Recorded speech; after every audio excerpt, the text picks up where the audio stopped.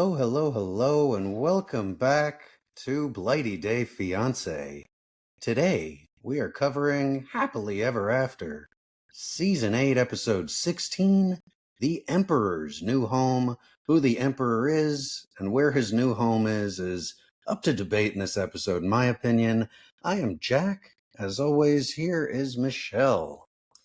Hello. As you can see, we are in a cramped workspace because Jack's landlord is a garbage person, and we are making the most of it. I forgot the connector for the mics because I have ADHD, and Jack and I have differences of opinion when it comes to being on time to places, and that's all I want to say about that. And I just want to move forward with positive intentions and good energy. I feel that we all want to move forward with positive intention and good energy. If that's possible, that's really in the cosmos, in my opinion, but we're all going to do our best. And what better place to start than with Happily Ever After? I mean, I felt sick to my stomach by the end of this episode. How did you feel? Just the normal stress-induced, like weird cat shit diarrhea. Now, do you have any order that you want to run through everybody today on? Well, before you start... I wasn't going to jump into the show yet. We have a preamble to get to. I was just looking ahead. Okay, well, I'm not looking ahead. I'm looking at the housekeeping, which is welcome to both our returning listeners and our brand new listeners. Hopefully we've picked up a few of you since our guest performance on Reality Gaze. Again, those of you who we met there, we love you. You were all incredible. I remember everybody's names and everything because I am so down to earth. We really did have a great time, and we're desperate to have a meetup and meet you all again in LA and here in Los Angeles. So let's keep that conversation warm. Head on over to our Facebook group, Blighty Day Bays. Blighty is spelled Blighty. Bays is spelled Baes. Join our Patreon for exclusive content. You get a weekly bonus episode, and you get to see our beautiful faces in a fluorescent lit room in some corner of West Hollywood. So, as it should be. So do all of those things. If we get to 100 patrons, we are going to do at least one podcast a month completely naked. So that there's some incentive for you there. Starts at only $5 a month. You get all of our shows ad-free and a weekly bonus episode. That is the housekeeping. Now we can get started. Now, if we're going to actually get started, Michelle, I'm looking at our roster of all-stars here. Who do you want to start with? Let's start with Emily and Kobe because it's the quickest to get through, and this is, not much to see here. I apologize. I mean, I sympathize with everyone else who is, you felt like knock my teeth out, with anyone else who is light sensitive, because those motion lights were a lot to deal with. I would not have survived that wedding. Valerie gave a speech on behalf of all of Kobe's friends, and he thinks he wishes them the best. So I think that's about as good a result as we could get. I don't want to over-index the dressing Kobe's dad like an American dad, only because it's going to make me super emotional. And, sometimes we have to look. It was a beautiful moment. I loved the relationship that Emily's family managed to build with Kobe's family. I think that, it was really nice. You always want to have one couple at least who aren't pure hell to sit through and watch. And I really appreciated having that in Emily and Kobe. Now, the one other area I do want to touch on, and I agree, beautiful part there with Isidore, Kobe's father. That was a lovely part. I know you didn't want to go down this too much, but I'd be remiss So if I you're going didn't. to I'm anyway. going to, because Valerie makes a really big distinction that it's okay that Emily's white. It's fair. Everyone's okay with it. And just you can break that down in a million different ways. I thought it was nice. I think that there's been a lot of does Emily fit in? Does Kobe's family and friends, do they have an issue with her and where she's from? I think this was just Valerie's way of kind of going out of his way to say, like, no, it's not a problem. We see the love, we see the children, we see everything. So you guys are together now, and we're happy about that. So on to Gino and Jasmine. I don't know what to make of the Miss International World competition pageant, but here we are. So Gino is trying to give constructive feedback to Jasmine to kind of here be more in frame. That's bothering me. Okay, there you go. See, it's better. Sorry, y'all. We are recording video while we're doing this, and I'm a film student to the very end, so I'm gonna be picky about this stuff. So anyway, Jasmine is in her weird, like adult diaper swimwear. It's a strange look. They have a long discussion about, and if anyone out there is a professional exotic dancer, please let me know what you do, or a gymnast, or anyone who wears a leotard for a significant amount of time, because I have very bad camel toe and I wouldn't be able to do any of that without fashion tape. So let us know, because I don't really, we didn't get a whole lot of detail on what Jasmine was doing there. I won't go too deep into it, but Jack, what do you think was like, what do you think is the source of the miscommunication there? It seems like Gino's very set that he's trying to help her, which is what I believe, and she's feeling really the opposite. We had talked about this because I don't think there's any way for Gino to win in this situation. Because I had said to you when we were watching it that I don't know if Jasmine would take the advice of an actual coach, let alone her husband. So all she's hearing, Gino's doing a good job. He read the situation well. He's looking at the other women's walks and comparing it and giving what I thought was constructive criticism to Jasmine. But I think that's the landmine he steps on, because you can't give Jasmine constructive criticism. She's not going to do anything with it. She's just going to take it as a self affront and not listen. She can't hear that her walk isn't perfect. She can't hear that Gino thinks anyone else in this terrific, amazing competition is an actual. It might be better in any way than Jasmine. So I would say the bottom line is that I think Jasmine just hears white noise and bullshit when Gino speaks, and I don't think there's a way Gino can work his way around that. I don't think he's savvy enough to, and it seems like she's the type of person who would take every ounce of your blood, sweat, and tears, let's say, put it in a blender and still tell you it wasn't good enough. So, what do you think about that? I've said it before and I'll say it again. Jasmine needs to be validated. She needs to see some kind of recognition in Gino's eyes that what she's said, the expression of her feelings, has made some kind of impact, even if it's a negative one. And she doesn't get that validation. So I don't blame her entirely, but I do think he does know what he's talking about, and he is trying to just make her better.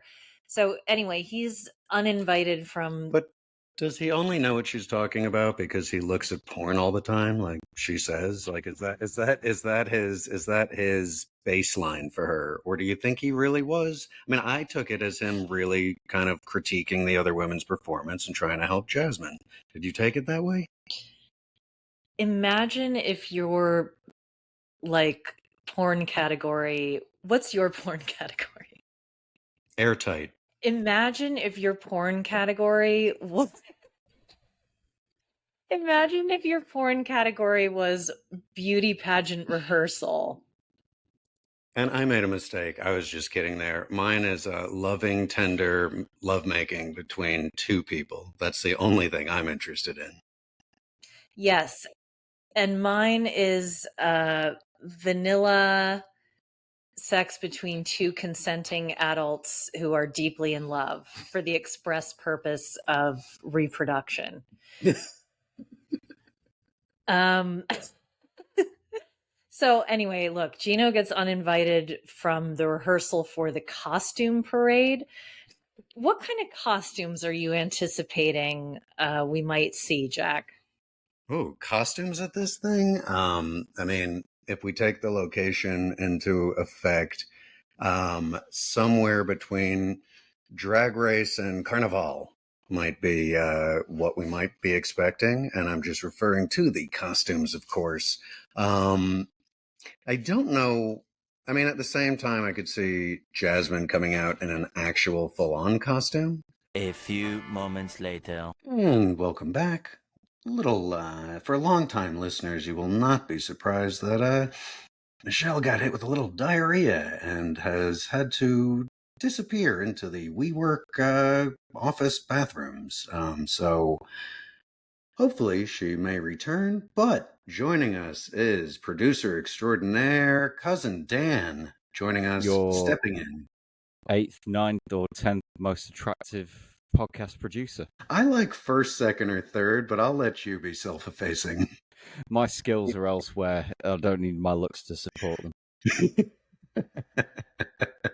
Now, we pretty much finished Gino and Jasmine, but I would love to just get your takes before we move on to the stars of the show this week. So let it be known that I think that in the most undeserved way, I think Jasmine could easily take home the gold medal for the person with the worst body image in the entire 90-day industrial complex.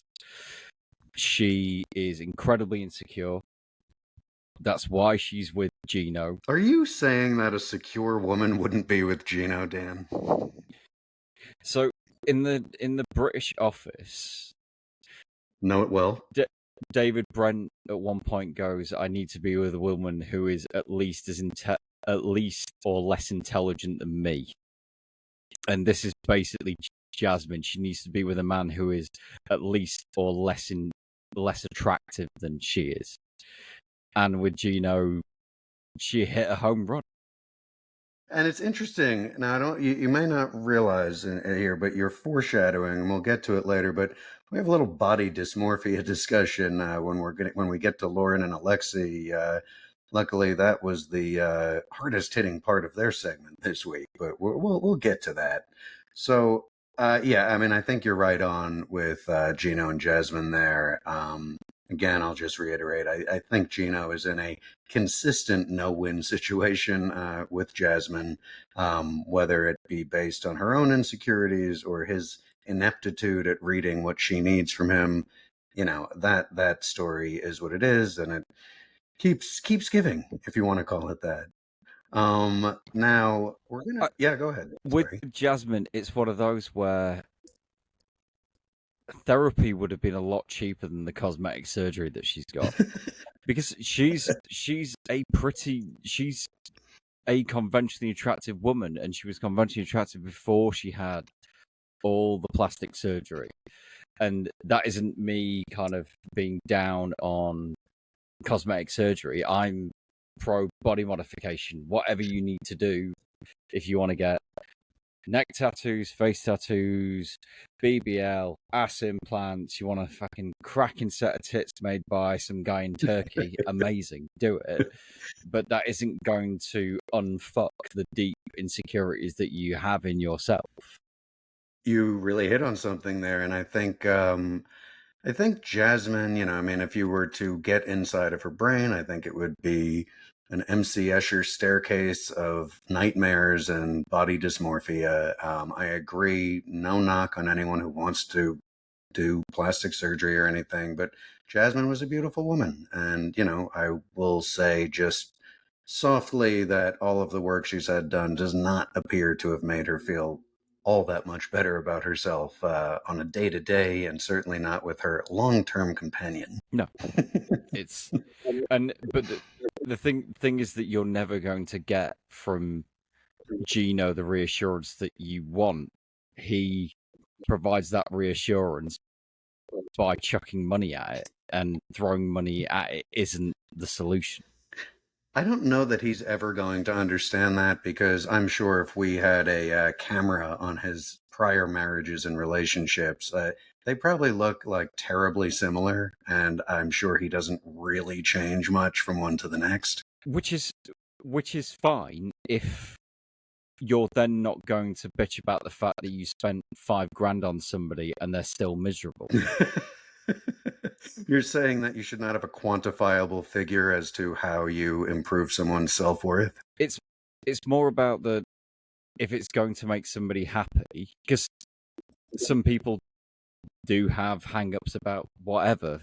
That could be a hairline, that could be breast reduction, breast enhancement, weight reduction surgery, but you're not fixing that person by having it done. That is a co-therapy to becoming a happier person, I guess. Do you think it's the rare person who gets the body modification of any sort and psychotherapy at the same time? Because it seems like it might go well hand in hand. I haven't really thought about it. I'm not someone who's ever considered body modification, but feels like that could be a needed component. I think that hand in hand they can go well together. In isolation, I think that body enhancement, body modification is can be an addictive quality. I mean, look, I'm mentally ill as fuck and I'm covered in tattoos. But I have the tattoos alongside 2 sessions of therapy a week. And that works really well for me. I'm the most mentally stable I've been in quite some time, and I know the audience may beg to fucking differ, but we're in a much better place right now. I agree, as far as the time I've known you. So, I think that being said, I feel like that's Gino's cross to bear, so to speak. Absolutely. Yeah, he's stepped into this. He keeps misstepping. So, I mean, they may be on another 15 seasons of this show, and we may get to see Gino's attempts at becoming more of a actual human being, but he's doing his best.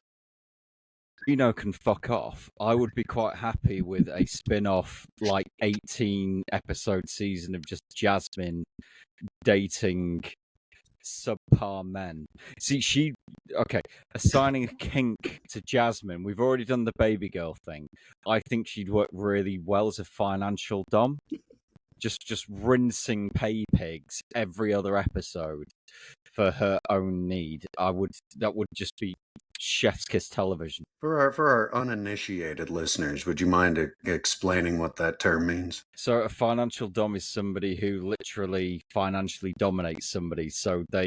And it's not necessarily about the amount of money they extract from them. It's generally speaking the percentage of their income.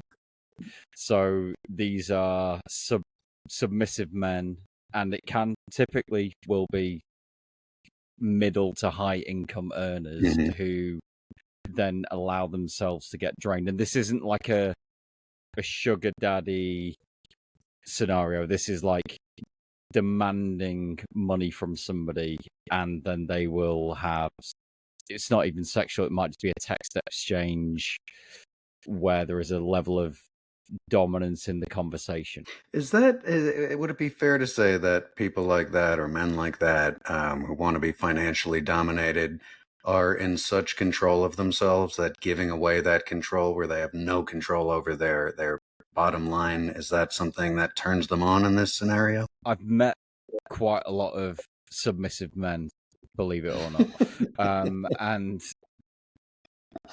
And a lot of the time they are in positions of power. So we're talking sort of like middle to upper management, business directors, things like that.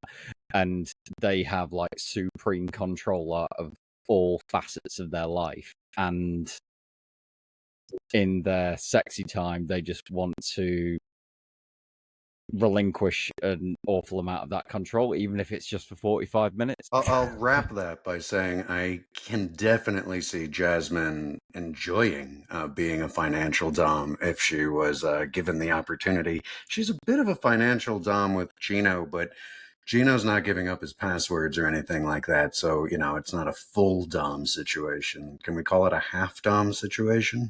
Yeah, I mean, but this is the other thing with the whole kind of like he's addicted to porn thing. Mm-hmm. To say that the pornography industry is bigger than the arms industry, which is a giant industry, it's consumed by an awful lot of people, and they may not have a problematic relationship with it. They just like to watch it. So, as somebody who's sex positive and, kind of like is pro people watching porn if that's their out there, Mm-hmm. I don't see it as a problem. But this also falls back to sort of like the Christian Judeo kind of like trope that runs through all of Matt Sharp's stuff is anybody who has any kind of tastes or consuming habits outside of that universe is instantly a pervert. I mean, they probably think that HBO is an abomination as well. So I don't hold much cachet in that kind of narrative. But pornography is a perfectly acceptable thing. It enhances people's sex lives. Couples watch it together. Mm-hmm. There should be no shame in that. And I think that Jasmine's coming from an uncharitable place when she says he's addicted to porn. He probably just regularly watches it. That's what my assumption has always been. I feel like anytime a partner of Jasmine's is looking at another naked woman, she takes it as cheating or an affront to her. And yeah, I don't think Gino has a porn addiction. I think he was single for a while, and I think he, watches porn and takes care of himself like many people do in the world.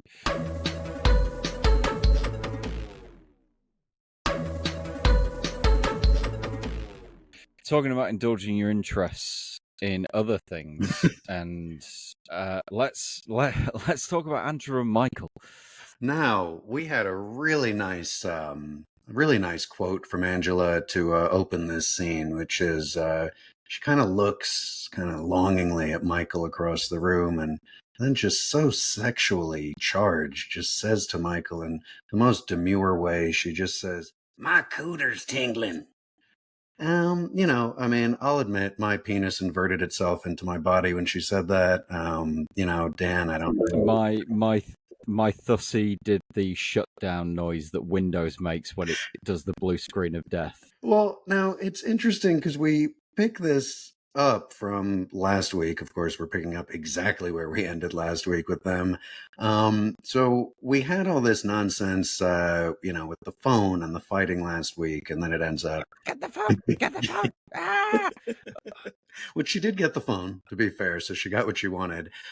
We had talked about last week that she looked inebriated, maybe high, in this scene, so maybe she's in a relaxed state where maybe she can take what Michael has to offer today. But, Angela says her feelings have changed because he's shown her more emotion than she's seen in 6 years, which I don't necessarily. I mean, I've been watching them the whole time mostly, and I feel like Michael has shown the same level of emotion before. I just feel like Angela may have been in a better position to hear him or see the emotion, or maybe it was because the relationship almost ended, if you can call it that. What do you think about them like that? The thing is with Angela, the only emotion that she actually recognizes is anger. So, with the greatest will in the world to her, she had to seem screaming, pleading, absolutely livid. She was trying to get that phone in order to even register that there was any kind of emotion. She's so toxic as a human being whose default response to anything is always going to be the negative. We saw it in the past few episodes with how it's always a negative, he's always lying, he's always a cheater, it's going to be fraud. Is it's, I know it's good telly and I know it probably gets the ratings, Mm-hmm. but is this the end of the road? Is this going to be the final time we see them?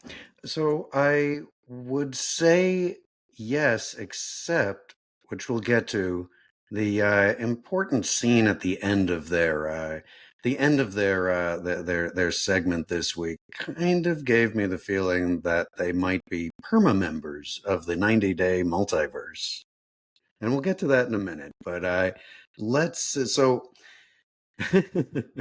As Angela's kind of now, I don't know if they cut away and Angela and Michael had some sexy time. I'd like to believe that that did not happen and that they just kept filming. But they are in bed together and just kind of sitting. And Angela explains that right now she needs to know the truth. And I don't know what that means, because anything Michael says is a lie to Angela. She did somehow believe him with the Paradise Men channel that was, that I don't even know if she was correct in believing him on that, but she did believe that that was not necessarily something he was involved in to defraud people, herself included. But that do you think that anything Michael ever says will be classified as, quote, the truth to Angela? We covered this a little bit on the Da Fuck episode where we've got Sam and Ali, and I don't think whatever answer he gives will be a sufficient answer. It's never good enough. It's never good enough. There'll be a way to twist it to say that there is a deception or there is lies going on. Yeah. And again, I think this might speak to her level of insecurity. I don't know. Because at the heart of Angela's aggression is to say that is she over 60 yet? Or is it just the fags and the 7-on-7s that have made her look so ratchet? She is 57 years young. She's not even 57. Okay. At the heart of that is basically a very scared, insecure woman. Yeah, yes. And it's interesting because I feel like if you said that to her face, she would throw her water or her Coca-Cola right in your face, because I don't think she can handle hearing anything like that. I think she'd only throw drinks because there is a film crew there, so she can't incriminate herself. I think if the cameras were off and I said that to her in a bar, I'd probably be tasting fist. So you're saying the drinks are just standing in for fisticuffs? Is that not always the way with the 90-day industrial complex? The producer kind of go, if you want to catch hands, then it's going to have to be wet, because otherwise we're going to have to cut this. It's an excellent point. Nobody ever gets smacked, but plenty of people get doused. Yes, that's a really good point. We've seen that multiple times this season already. Now, Angela does say to Michael that everything we learned in couples therapy got thrown out the window and now we need to start all over again. And Michael says, it's all my fault because of what I've done to her in the past. That's a yikes comment right there. I don't know if he believes that or if it's just what he knows she wants to hear.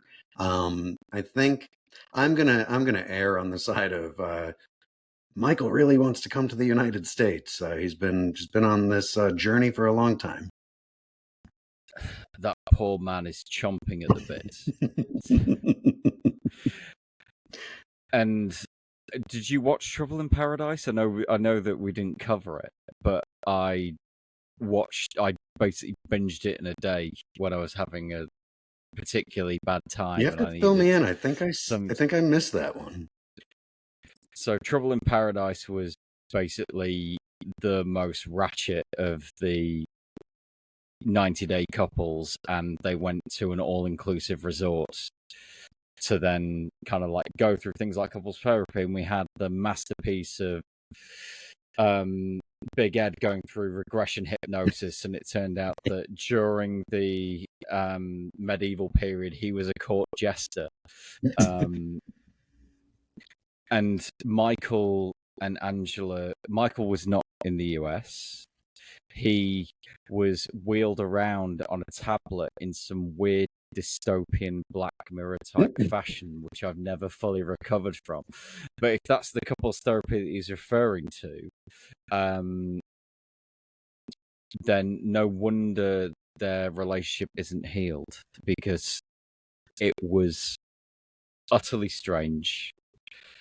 Michael being carried around on a tablet whilst he was at his home in the living room, going on boat trips, going to other couples therapy, watching sexy hot tub times from behind a tab. It was exquisite. I'm going to be because it just honest. I don't mean to cut you off, and I want you to get back to it, but I have to tell you, because I did skip that series, but I'm familiar with it. I think it was me and 3 others that saw it, but it's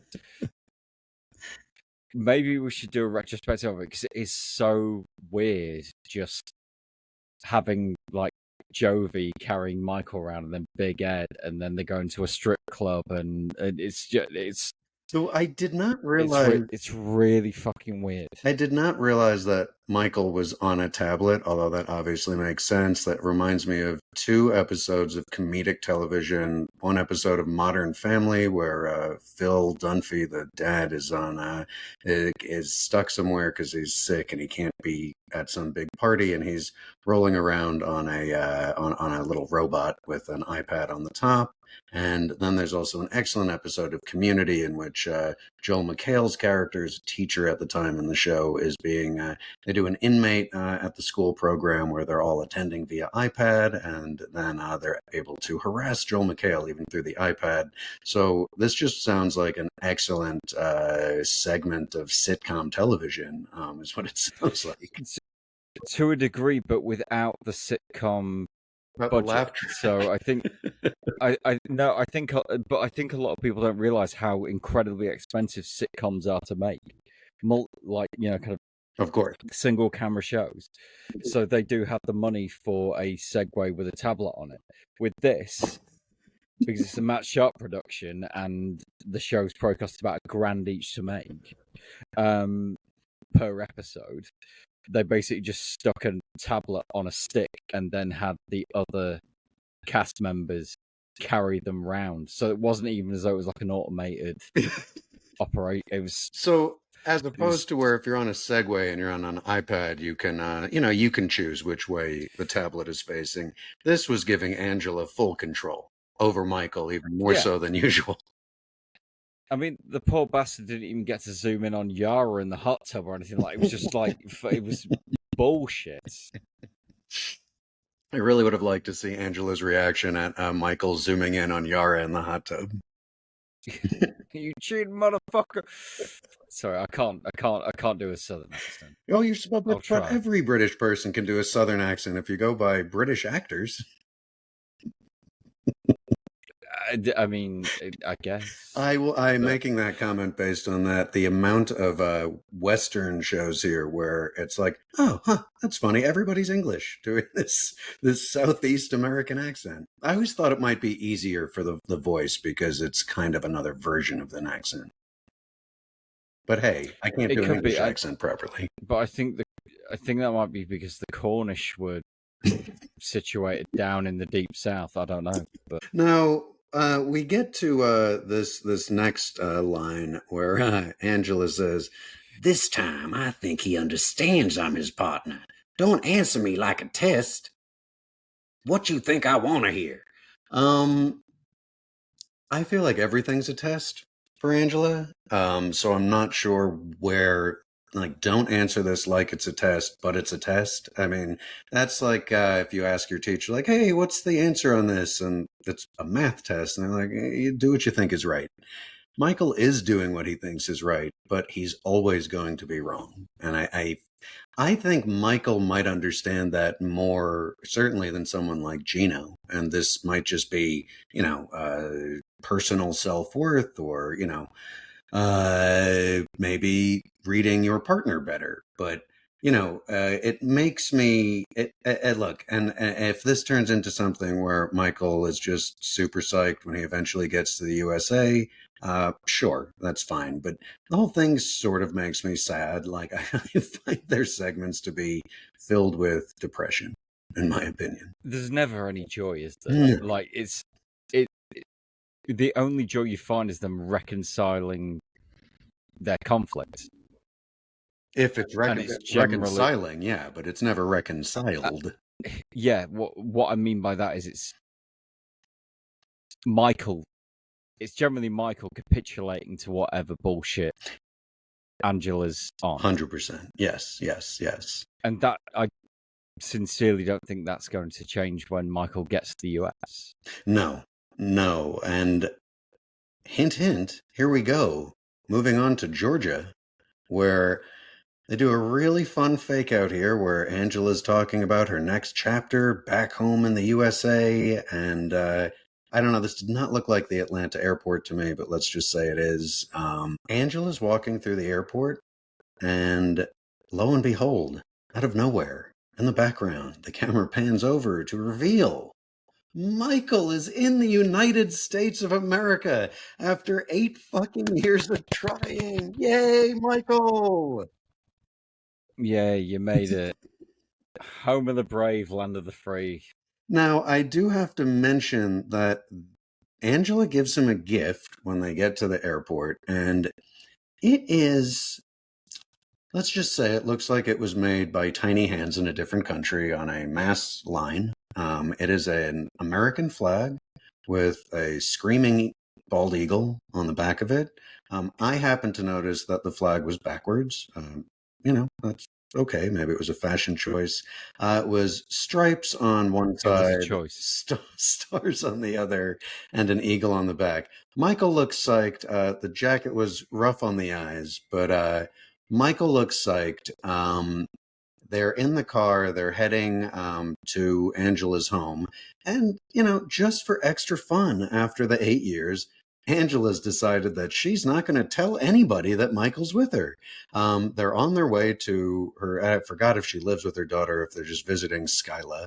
But they take an Uber or something, or a production vehicle, over to the house, which is a ways away from the airport.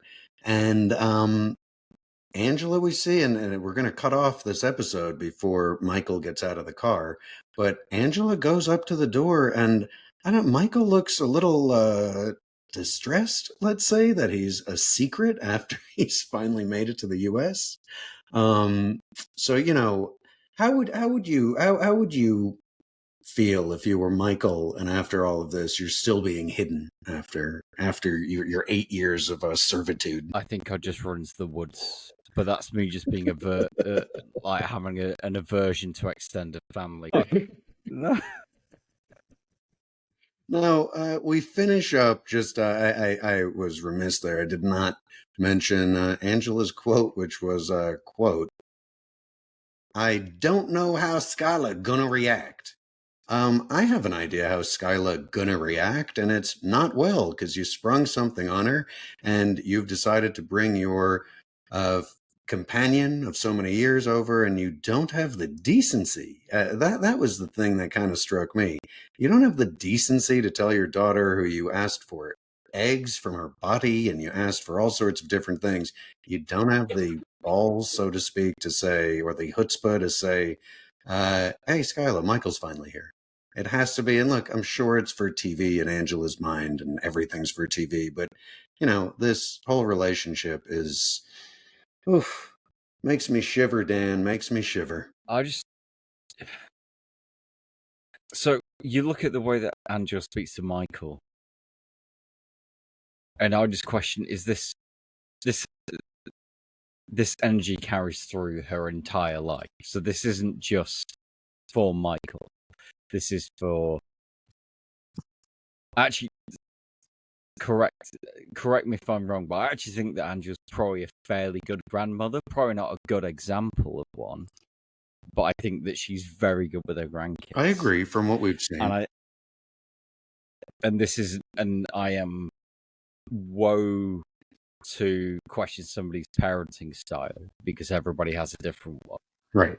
But I get the feeling that she probably treats her grandchildren a whole lot better than she did her own kids. Absolutely, like any good grandparent does. I feel like that's a good place to move on from them, and we're gonna move into Loren and Alexei now, and we open with Loren shopping with her friend for a dress for date night with Alexei. She's with her friend Noga.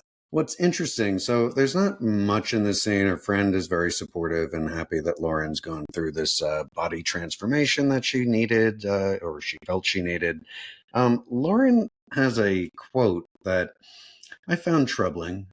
She says she's trying on, before she tries on this dress, she says that the procedures, she thinks, have almost fixed my body dysmorphia. Then she comes out of the dressing room in a tight-fitting dress. It's hot pink, and she looks great. There's no problem with it. But she realizes she hasn't gotten over her body dysmorphia in 3 seconds, and starts pointing out all the dimples that you can see in the dress that nobody can see except Lauren. So, body dysmorphia, big topic. I mentioned this was tied a little bit back to what we were discussing with Jasmine. You know, just wanted to get your thoughts on a quick thought on someone going through all the work Lauren has had done. She looks great, but she's realizing that it has not altered her brain wiring and how she sees herself. Do you think that's a common occurrence with people undergoing such surgeries? I mean, I don't even think you need to go through surgery to experience body dysmorphia. You can be in a situation where you can look at yourself in the mirror and you will never see yourself as your thoroughly optimized person, and Right. you will always see that imperfection. You'll always see that dimple. You'll always see a negative to the positive. Yes. And that's, I mean, and I became involved in the body positive movement Nice. for a few years, which is sort of a rejection of the kind of like fad diet, style eating, the gym bro movement, everything that comes. But it goes, the problem that you have is it goes both ways, right? So health above everything, I think, is really important. Yes. But you can also train yourself into sickness. And the amount of times that I trained or looked at a diet, started on it, and I got so incredibly sick. And I think that with the whole Loren and Alexei thing, Mm-hmm. and especially like with Loren, she's basically, and the same with Jasmine, is that they're having surgeries and it's going to deputify them. I think that's probably the best way of putting it. I agree. You're enhancing your natural beauty beyond what it's capable of. Tom Jones is a really good example. His plastic surgeon said if you have any more facelifts, you won't be able to close your eyes when you sleep. Is that a true story? And blinking will be a problem. Absolutely true. Wow. I've always heard about that, but I've never heard an actual warning that was true. It was something that was commonly reported because Tom Jones has had that many facelifts that his skin is so stretched. Now, would you say it is unusual? I mean, you can be loved by anyone, right? Or you can have fun with anyone. But the point being, I mean, I don't know what my experience of, or my knowledge of plastic surgery in the US is limited to pretty much nip tuck exclusively. But in the UK, obviously, we have. I'm assuming we probably have much more rigid standards because we have the British Medical Council that you have to be registered to and things like that. And the regulations are stringent, and you you can't just sign a waiver and get rid of it. Which is why a lot of people opt to go outside of the UK for certain medical procedures. And why a lot of people head outside of the United States for certain medical procedures. Yes, yeah. I think the UK is more rigid than the US in most ways when it comes to health standards, but we're not as freewheeling here as other parts on this side of the globe, for sure. And now I just want to say, so we kind of move on from that quick buying the dress scene to Loren at home with Alexei, and she lets him know they're going to have this date night that they've been looking forward to. He gets ready quickly. Then we see a little graphic. It says 1 hour later, and Loren comes out. She has chosen a leopard print dress. She looks amazing. She looks fantastic. Her ass looks fantastic. Backless, really beautiful dress. Loren does look amazing, though. Like, Loren is genuinely attractive. Yes. And in this was, I guess, the first time we got to see her full makeover without any bandages or anything like that, and looks great. What I thought was a little weird, but hey, I'm sure this is Alexei says, "Oh, like our sheets from my mom." And Loren goes, "Oh yeah, the sex sheets," which kind of made it sound like Alexei's mother gave them sex sheets, but it sounds like maybe they were leopard print sheets that just became sex sheets, I would assume. I mean, leopard print sex sheets, for me, indicate they're sex sheets, right? they like, if it's got a fur print on it, then there is an expectation that it's going to be covered in some kind of fluid. Well, it's pretty good at some point. All those spots will hide whatever spots you and your partner create, or partners, as the case may be. Exactly. Yeah. Yeah. And if you've drank your 3 liters and they're waterproof, then you can just bundle it up and stick it in the washer. So we cut to them finally being out to dinner. Alexei looks thrilled. It's been a long time since Loren's felt good about herself, and they've been out like this. It looks like Alexei maybe has just ordered a drink. I don't even think he got a sip of it yet. There's no food on the table. And Loren decides it's really, really important that before they have any enjoyment or fun with this dinner, she really needs to torpedo the entire thing by exclaiming that it's time for her to go back to work at 35. She wants to be a working mom. She says somewhat annoying things like, other people do it. And to which I said, like, yeah, other people with 1 kid might go back to work. I don't know, 3 kids and all of this. And Alexei does not take kindly to this. He basically says, like, so you want me to stay home and raise the kids while you have a career and I'm supposed to just stay home? And she says something to the effect of, you're supposed to be my biggest cheerleader. Okay, sure. Partner should be your biggest cheerleader. And look, maybe it's a language thing. I'm not sure. It really struck Alexei the wrong way. And he kind of basically said, like, I'm supposed to be your fucking cheerleader? Like, what is this now? And I'm not supposed to have any life. And we didn't really go further on this. It was kind of like that's where they left it. So I'm just curious, your feelings on if you were going to dinner with your partner and it's the first time you're going in a long time, they've had some work done, it's supposed to be a celebratory night. What do you think the thinking is behind bringing up a completely unsexy topic like, I got to go back to work and I want you to stay home forever? What's the purpose? Or can Loren just not kind of like keep her foot out of her mouth? I mean, it might have been the only time that she could bring it up. Well, now, when you say that, do you mean, how do you mean the only time? Why would it be the only time she could bring it up? On a 1-to-1? Yeah. No kids? Oh, I see what you're saying. Because, okay. But would you, if you were in her shoes, would you choose to ruin the dinner before it started? Or would you maybe at least wait until like midway through the entree or appetizer. No, Jax, I'm not a fucking idiot. You got to get you've got to get to the entree and pin them down first. Thank you. They're not going to get it. They're not going to get up if the fettuccine alfredo is already on the table, right? Look, there's never going to be a good time to bring up the fact that you're essentially expecting your partner to become a stay-at-home person. Because let's also be real, and I'm going to get real close to the mic here. Bringing up children is work, and the state should pay you for it. Agreed. So it's one of those where, when you've got 3 kids, going to work is a break, it's respite. Right. And Alexei's just seen that spaff into the air and turn to dust.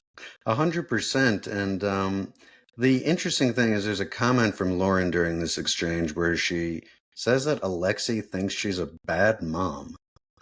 There's not really any context given to this, but I found it interesting, and I felt more like it was probably coming from within her than from Alexei, because you think I'm a bad mom, ... I want to go back to work and not be home with the children anymore. That might be more feelings she's having on her own about herself, and I'm not saying I agree with her. I'm just breaking down what she's saying. So I always I always thought that I was the worst parent in the world. Why? And because I think if you are, and I always think that I'm the worst employee in the world, because you have I can tell you that you're definitely not the worst employee in the world. But but my point Yes, is yes. that if you have a level of emotional intelligence, self-awareness, you're always going to be hypercritical of yourself, and you're always going to think that you're not doing the best. Right. If you're deluded, you can sometimes think that you're the best parent in the world, and it actually turns out maybe you're fucking not, and you're fucking your kids up. It's having that self-awareness and self-checking that makes you a good parent. If you can say, I could do this better, then, I mean, because everybody can improve. Yes. There's no right or wrong way to raise a child, but if you're analytical in your thinking, that's what makes you a good parent. Absolutely. And I think that they, Alexei seems like a very devoted father. He does not want to stay home with the kids forever, which is understandable. But I think that this is just going to be something that drags on a little bit, because I don't think it's as simple as the one comment. I mean, this has to be a pull that Lauren's feeling to do something else with her life. Now, I made a bit of a cynical comment when we were watching this show where I said, maybe the fact that she tried to be an influencer and failed, is leading her to, hey, Alexei, I kind of want to restart a career in advertising. Because look, at 35 without connections, when you've been out of the workforce for at least 10 years, it's a little hard to jump right back into where you were, or to jump into something like advertising. So I wonder if this is sort of the first salvo in an ongoing battle of like, hey, I know we had 3 kids, but I don't want to stay home with them all the time. I think this is. I think with a conversation like this, people just expect the buzz sentence to land, right? Whereas what you should be doing is we need to have a nuanced conversation. And look, we're all guilty of this. Mm-hmm. We're never going to be like, babe, we need to have a really nuanced conversation here. I'm thinking about getting back into the workforce. I might need to retrain, and it's going to cost us a couple of grand, and I might need to take a low-paying job in order to get there. Yes. Because you can't do that for television, and you possibly don't necessarily have the captive attention of your partner to do that. So you need that sort of like, I'm a shit parent and I want to go back to work, and you're staying home with the kids. But maybe that just speaks to the incredibly low attention span that we have when we're conversating with our loved ones. I sometimes feel like we are much more open to having in-depth conversations with people when they're not our nearest and dearest. We don't check out as much. We're not familiar with the voice or the cadence or the body language. And with that, are you? But that takes work. And you have, but you have less of an opportunity to associate the talking with droning, and then you pay attention more, and you don't fall out of the conversation. Exactly. Yeah. Now I'm going to move on, and now excuse my parlance here, but yo necesito pee pee. And of course, we're talking about Ashley and Manuel. That's Ashley opening up that scene, explaining it's very necessary that she urinate very quickly. And that's fine. They're in an absolutely horrendous place in their marriage and relationship right now. We reopen this conversation, of course, discussing, which is fair, of course, discussing Manuel's supposed secret money transaction. Ashley says, "Did you send money without my knowledge to Ecuador?" Manuel says, "No, I didn't have money. Look, in Gringo Land, it rains money. Wow!" And one of his better lines. I'm always going to laugh at Gringo Land. It's a great term. Those unknown. I wonder if Ali finally made it to the UK and sent those millions over to Manuel, because everybody seems to think that everybody's got it fucking great, and also fully acknowledge the privilege. Yes, we do have it a lot better than other countries. However, it's still hard out here. Yes, it is hard out here too. And I think I might start referring to my neighborhood in LA as Gringo Land, at least on this show, because I just really like that. Of course, I live in Los Feliz on the east side of Los Angeles, so what better place to rename Gringo Land? It sounds appropriate. You're going to claim it as your own, you colonialist motherfucker. I'm claiming it in the name of New York City. So Manuel admits that he talks to his ex, who we do get confirmation is the mother of his children. That is who we were talking about the whole time. So his friend Jonathan last week talking about the ex-girlfriend, it's the mother of his children. I think that makes it a little bit more important, let's say, for Manuel to be in contact with the mother of his children. But he swears he says he speaks to her, but he didn't send any money. And Ashley refuses to believe this, but they show us a flashback in which Ashley refuses to give him the card in order to get money out. She tells him he has other ways to get money to people and everything, but the fact is she was talking about her card and her money. It wasn't about, hey, did you get money from your buddy to send to your mother of your children?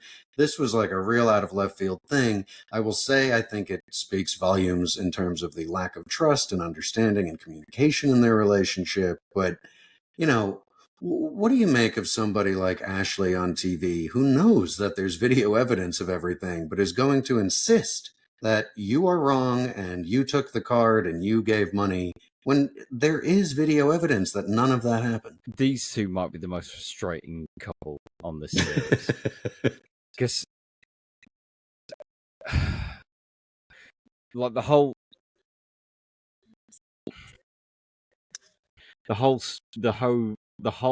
kind of like new age spirituality thing's always grated with me to a massive degree. Mm-hmm. And Manuel's just an insufferable ass. Big time. What I would say with them, they're very entertaining to watch because how do I put this without it's basically a version of Andrew and Michael where if Manuel is Michael, then he's actually got it coming to him. I think that might be the best way of putting it. I think that covers it pretty well. Yeah. Now, we also have, in that follow-up, Ashley says she doesn't have a problem with Manuel giving money, with Manuel giving money to his ex, but she says, why does there need to be a lie? And then she says, quote, he's making things more complicated by the way he's moving, and it's ruining our relationship. I don't think she's wrong, but I don't think that the communication issues are one-sided. No, I can see the signs of this kind of relationship where the truth or a lie will ultimately deliver the same outcome, which is going to be conflict. You're saying the truth will not set you free in this case. The truth will definitely not set Manuel free. But he's in a situation where financially he's fucked and he's got financial responsibilities elsewhere. Mm-hmm. And as much as I think that he is, I think it would be a shame if he had to go back to Ecuador for his family's financial stability because they're dependent on him. Right. And his own fucking sanity. That might be a better thing. Yeah, I mean, because the marriage seems to be ultimately beyond repair. Absolutely. It almost and I know that there's always kind of like grey areas to this, but if we're taking like a very binary position, Mm-hmm. we're looking at Ashley and Manuel being good guys and bad guys. Right. I typically would consider Ashley to be the bad guy because she's just some new age LA hippie that I don't give a fuck about, and Manuel's from a poor as fuck country that they're financially dependent on. It's one of those where if he can't work or he's struggling to work, there is that either implied or explicit agreement that you have to financially support that person, right, and by extension their family, and she is not upholding that either implicit or explicit contract. Do you think her $100,000 in debt has anything to do with her not wanting to uphold that side? She has blown any opportunity for her to get a 401k like in any good standing purely through buying fucking crystals and whatever other bullshit she wants. Like, okay, I'm all into like whatever you need to get through the day, right? Yes. And my thing is sparkling Italian water and vapes, right? Fairly low cost, inexpensive items. Right. She's buying crystals and all other kinds of shit without the financial means to get it there. So find another hobby, or add another religion on that is a low cost barrier to entry that isn't going to require the ephemera to get where your spiritual orifice needs to be filled, frankly. I like that, spiritual orifice. I do want to say that if you want to help Ashley, you can go to Ashley's website, just search for her, and you can pay Ashley $444 for a 30-minute tarot reading and help her make up that $100,000 in debt. Dan, you going to go do that?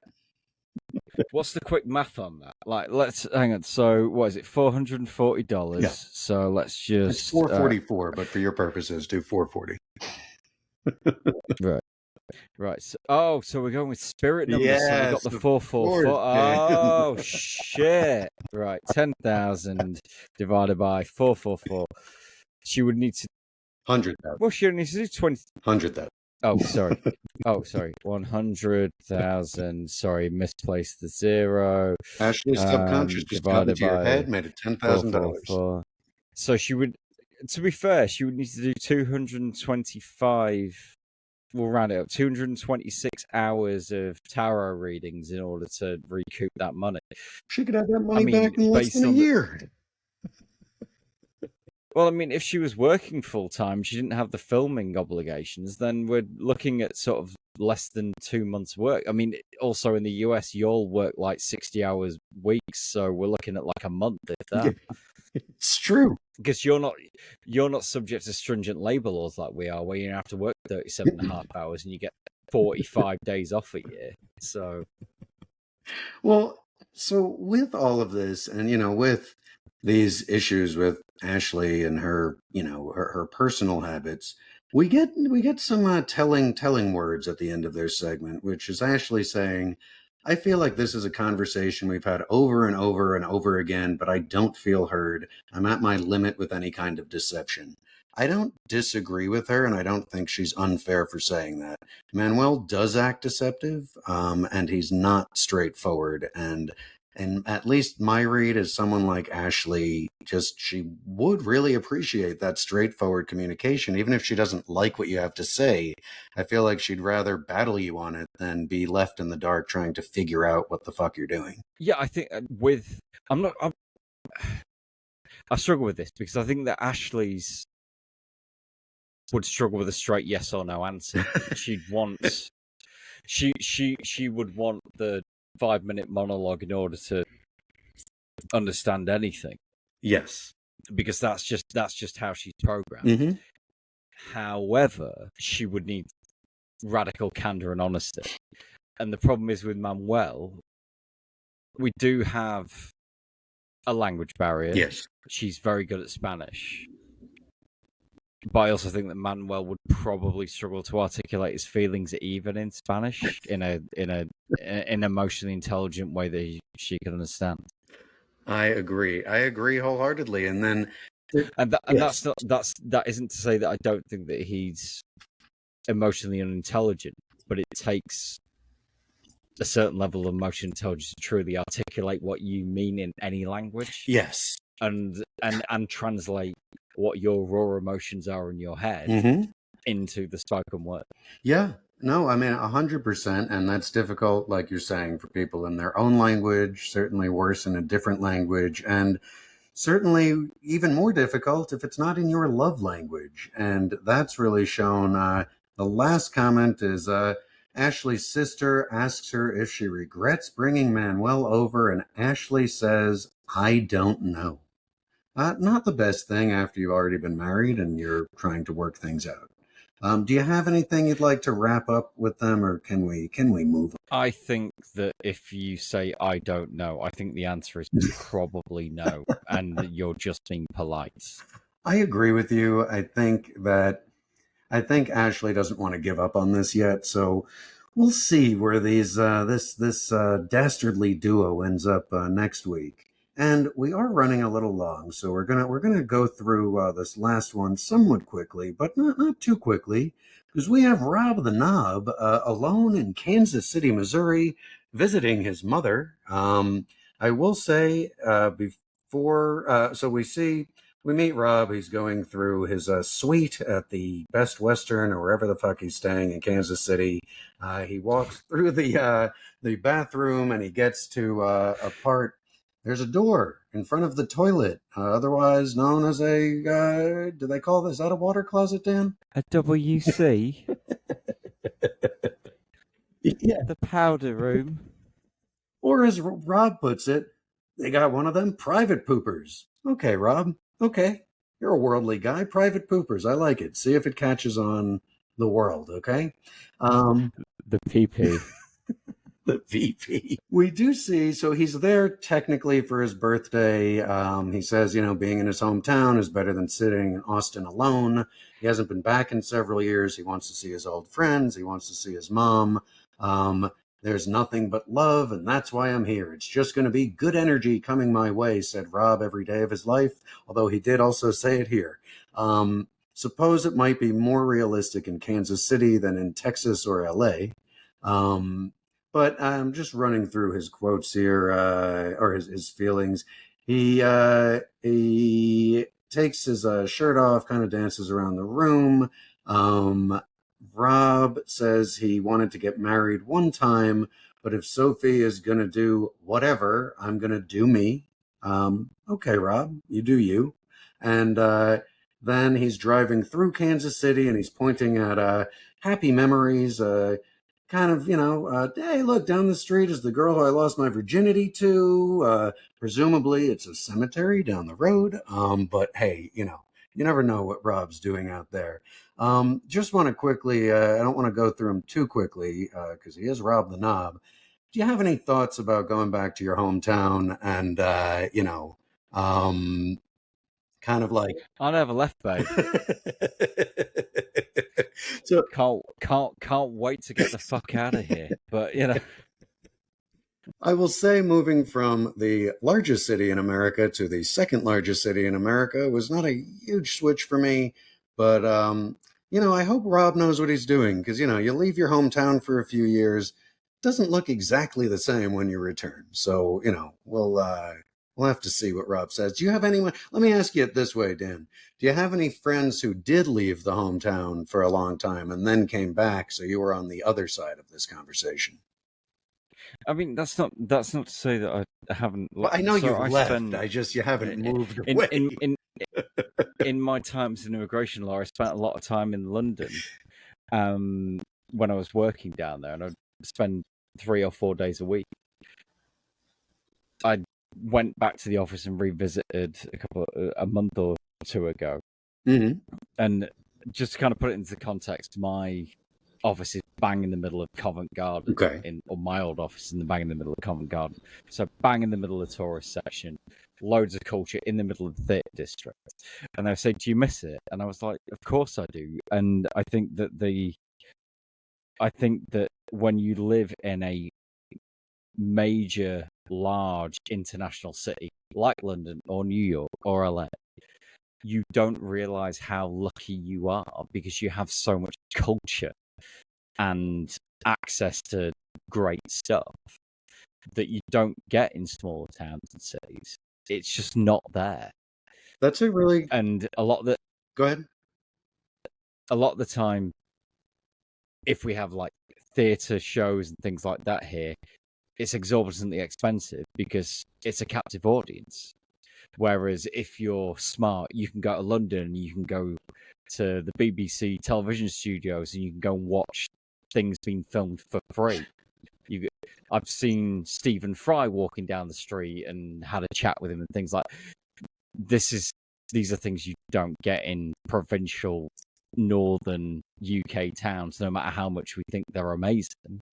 Well, and when we get them, they're rare and they're generally speaking more expensive. it sounds similar to being outside of the major metropolitan areas here in the US. And I will say, yes, I definitely feel fortunate because having grown up in New York and living in Los Angeles for a long time, I'm ready in the next couple of years to go into small town living. But that is fully realizing that I have experienced tremendous amount of culture and had all these things at my fingertips for years where, I might be at a point where, yeah, I've seen enough and, I still have family in New York and stuff. So I'll be able to go where I want. But I do think, when you grow up in a place, you might feel freer to, you're not tied to the cultural aspects as much sometimes. I don't know. It's a little reverse for you because it ultimately comes down to that financial exchange. Mm-hmm. You pay through the nose for places like LA, New York, and London. Right. And the quid pro quo on that is that you get a bigger house, and it's ultimately, but it's ultimately what you prioritize in life. Yes, it is. So I want to move into Rob. We see Rob having lunch with his mother. I will say, for the first time, we see, we'll see a more genuine smile later, but we see a genuine smile from Rob and true happiness in him seeing his mother, who we met before she was at his wedding to Sophie. He says it's the last time he saw her. So they're having a very nice lunch. His mom says Rob has always done the right thing. Okay, Mom. You're entitled to view your son however you want. You deluded motherfucker. Anyway. No, Rob, I know you love her, but fuck me, get her on the fucking get the narrative straight, Jesus. Rob says to his mother, "I hated to see that you deserved love and it didn't play out like that." Sure, we don't know necessarily the full background. Yeah, I mean, if your parents get separated or divorced or something, and your mother doesn't find that love, I feel like that for my mother. My parents got divorced when I was young. So that's easy enough to take there. Now here's another quote from Rob's mom. "You are the most loyal person in the world who is always there for the person you love. And when you don't get that back, it breaks my heart." Again, all right, Mom. Got any comments on that, Dan? A lot of people always see the best in their kids, right? Yes. And they could never do no wrong. I am the antithesis of that. I assume that my kid's fucked up, and there is a raft of apology to be made, and etc. It's come on. She's obviously not watched the show. She either hasn't seen a single thing, or she is being disingenuous to the highest regard.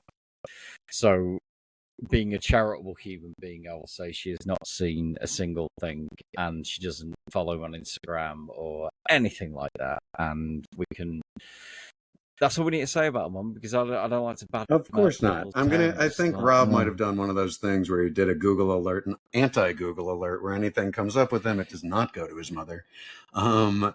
So Yeah. we do get a little check-in with Sophie briefly. Sophie says she's in Kay's house, her friend who's in love with her. She's at her house, and Sophie says, ultimately, this time is going to be beneficial for us regardless of the outcome. I don't really know what that means. If she means it's going to be easier for her to walk away as she does a soft walk away, maybe so. I'm not sure how it's easier for Rob. He seems like he's a little worse for wear. Yeah, he looks dusted up. I think that maybe it's hitting harder than Sophie thinks. Yeah. So Sophie isn't blameless in this situation. No, but she likes to play it like she is. She has a quote that when Rob lived in Kansas City, where he has not lived since he was in his mid-20s, he was a hoe and a player. That's okay. Sure. I think a lot of people would still characterize Rob as a hoe and a player, regardless of where he resides. Rob, like me, will always belong to the streets, and and if you can acknowledge that, then maybe you can also acknowledge that monogamy isn't for you, and you can have relationships that are perfectly healthy and honest and natural without having to go down that road. I think that's a really good point, and I think as we move forward into this future history, I think that's going to become more prevalent. Because of situations like this, and watching relationships one after another implode on national television. Go ahead. Are you trying to say that 90 Day is an accelerant for the polyamorous lifestyle? I'm going to say it definitely is. It is almost a lubricant for the polyamorous lifestyle. I mean, if we were to kind of employ the production team as 90 Day as the poster, basically they said, right, so we're going to set up the poster child for international monogamous marriage. They failed worse than any political administration could ever attempt to make, in terms of the body count is so fucking high in terms of failed marriages and deception and dishonesty within relationships. So sometimes I always feel like with an audience like this, you get a real Caucasian, Christian, predominantly women watching it that would hold fairly conservative values. Mm-hmm. And these shows basically show that entire project fails at nearly every corner. So if anything, this is the queer revolution writ large, because we're just holding a mirror up to heteronormative monogamous relationships, and I'm here to watch it fucking explode. Hey, I'm with you. I'm here to watch it explode too. And I do have one line from Michelle that she contributed here, which is Kay, Sophie's friend, really can't wait to get Sophie drunk and pay her bills. Dan, thoughts? Yeah, I mean, it would.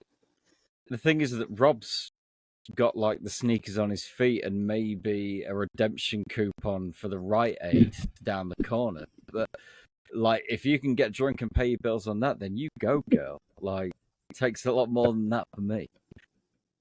I think that I think there's a higher percentage chance that Kay and Sophie are in another 90-day season than Rob and Sophie, as far as I'm seeing it. Where are you putting them within the show hierarchy? Are you going? Would we go Are you B90 for them? Another B90, maybe? Can you recast someone on B90 if they've already been on it with someone else? So did John? Was John on a B90? John, what? John Patrick's brother? Yeah. Was he on B90? John. He was on, or was he on the Single Life or B90? He's on Single Life. That's what it was. So yeah. Okay. Oh well, maybe you could you put look, it's not Life. above this production to put Sophie and Kay on the Single Life, even though they're dating each other. Yeah, go for it. And that's generous. I do think they might be dating each other, but let's say at this point only Kay knows that, and Sophie's unaware of this at this point. Or we go cross universe and they go Seeking Brother Husband, or we go full dyke and it's Seeking Sister Wives, which is I'm here for it. I like any of those better than Sophie and Rob on another iteration of 90 Day. Now go ahead. Absolutely. Now, to wrap up, we're going to visit Rob at the local strip club in Kansas City.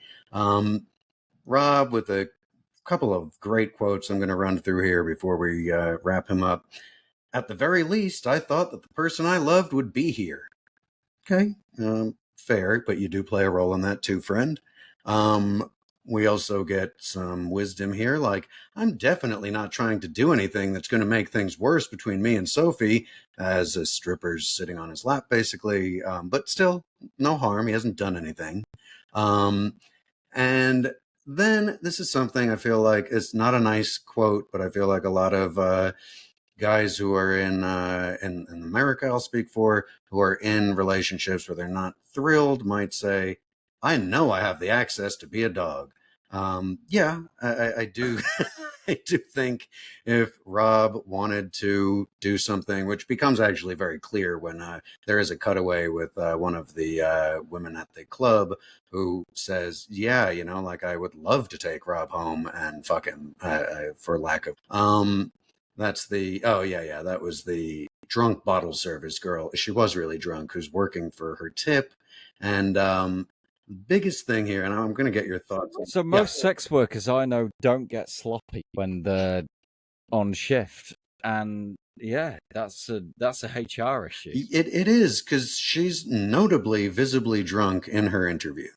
I get the feeling it's a non-union place. I think because yeah. I will say, she compliments him and his face lights up in the most genuine way that we've ever seen on this show. And it spoke to me a little bit in the sense of not what Rob's doing or where it's coming from, but it is interesting that a comment from a woman who he's paying and tipping at a bar makes his face so genuine and so happy. And it makes me wonder, how crappy does he feel day to day in this relationship with Sophie? Says it all, doesn't it? I think he's incredibly insecure, but this also speaks to the male mentality to a large degree, when men don't seem to see the veneer of nicety, and they think, and it can even be like, sometimes men think that a woman being nice to them is them being outwardly flirtatious, and it's like the signals are completely fucking up. Look, she's, for want of a better phrase, a sex worker. She is using her body in order to make a living, right? So it's her job to make him feel as good as possible. And you can, when you are in a situation where you're paying somebody for that service, you can be wrapped up in the fantasy, but come on, look, this is the reason why we all flirt. Yes. It's to make somebody feel good about themselves, and to be a sex worker, you have to be supremely good at it. It's just he bought the marketing Kool-Aid a little bit better than anybody expected. I feel like that says a lot about Rob. I feel like he's often buying things before anyone else is really signing off on it, you know? That is going to wrap up this episode. Michelle is feeling better, everybody. She will be fine and will be on our next episode. I don't even know what we're covering next. They're coming at us fast and furious with a lot of new stuff. I believe The Other Way premieres this week, which we will begin coverage on. Dan, do I have that right? You do. We've also got Daft Fuck, Yes. the flagship episode coming soon. Patreon exclusive. You need to go and vote for that. If you're on the Prince Louis tier on our Patreon, then you have a choice of either the underrated 90s Extremely romantic underrated comedy. And what's the name of it? It's that underrated. I forgot the name. The Cutting Edge, starring Moira Kelly and D.B. Sweeney, which I really want to watch again. I haven't seen it in a few years, so vote for it. But what's the other choice, Dan? Or it's the Ashley Madison documentary. Yes. We will, of course, happily recap either one for everybody. Dan, do you have any parting words for our lovely listeners? I'm Dan, and I'm proud to be a producer of filth. I'm Jack, and I'm proud to be a purveyor of filth. We love you. Goodbye. I love you. That's it. Bye-bye.